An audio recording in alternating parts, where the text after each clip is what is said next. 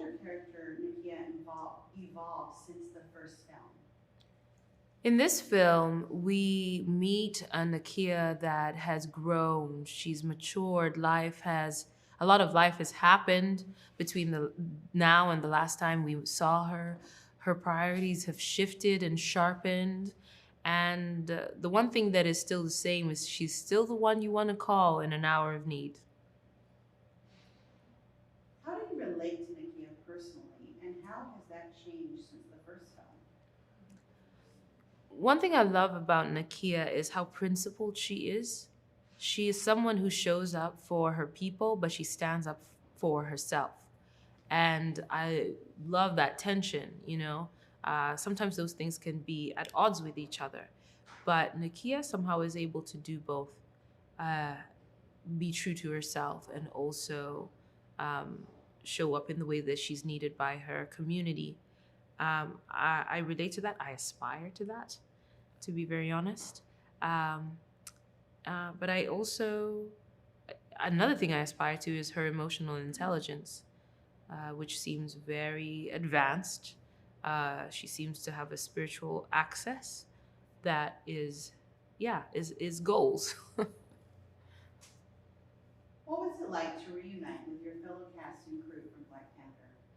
Reuniting with the cast and crew of Black Panther was a complex emotional experience. We were coming together after the loss of Chadwick Boseman, and that had left a very big void for us in this Black Panther world, in our personal lives, but also in this Black Panther world. So coming together to make this second film, there was a sadness. There was definitely grief in general, but also an eagerness on my part. Because if anyone would understand what I was going through, it would be the people who made the first Black Panther. So getting back together was actually quite a healing process. We had each other, we leaned on each other, we comforted each other, we kept his memory alive together. How has T'Challa's opening up of the Wakanda affected its people? T'Challa's opening up of Wakanda has been a lot. It was Nakia's idea and definitely something that she encouraged him to do, something that she believed in, something that he believed in. But of course, it came with a whole lot of baggage. I mean, you got wars from the Avengers, the Infinity Wars, and whatnot. You've got people trying to take advantage, trying to find ways to exploit Wakanda, and so Wakanda has a lot to do to protect itself. So it hasn't been smooth sailing. Let's say that much. What do you think of Namor's point of view in the film? Well, Namor's point of view is what is Namor's point of view? Namor's point of view is very similar to what Wakanda's point of view was in the first Black Panther, where there was a debate on whether to keep the sovereignty of the nation by not letting anybody else in. And Talokan is experiencing this, where their borders, their privacy is being is being threatened, and Namor wants to protect his people who have in the past experienced their lands taken away from them. And so his point of view is to wage war on the people who are threatening before they have a chance to do it.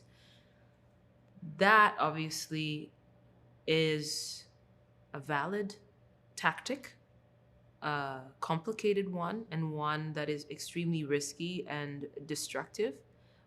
But we cannot deny that it is a valid one. Let's talk about the underwater portion in the underwater scene. When you read the script and action, and how did you prepare? Describe that process of the filming challenges. When I read the underwater scenes of this movie, I was just marveled by it. I've never worked underwater.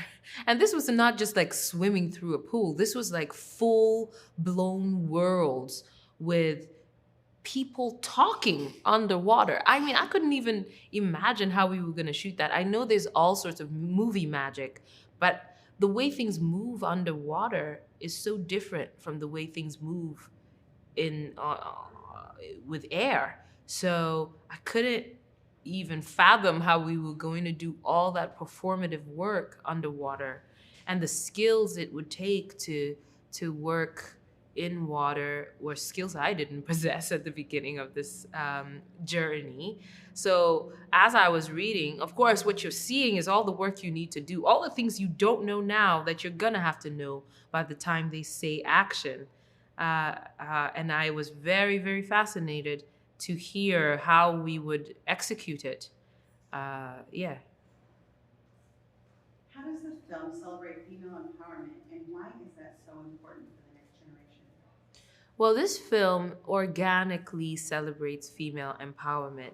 In the first Black Panther, we established a world where men and women had equitable power and agency. T'Challa was surrounded by influential, powerful, capable, talented women, and talented in a number of ways. And so, with his passing, the opportunity to further the stories of the people around him was just organic.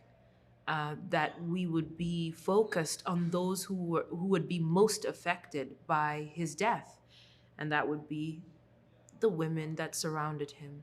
And so what I love about this storyline is that the female empowerment agenda is organic. It is in the DNA of this story, and we witness a world that does not find that empowerment to be remarkable. It is the expectation. These women are living in their fullest selves. They are dealing. They are thinking more about humanity than about their gender, and how refreshing that is for the world we live in. You know, that what you're capable of should not be based on what gender you ascribe to. There is something very liberating and naturally so about seeing that in such an effortless way as it is portrayed in Black Panther: Wakanda Forever.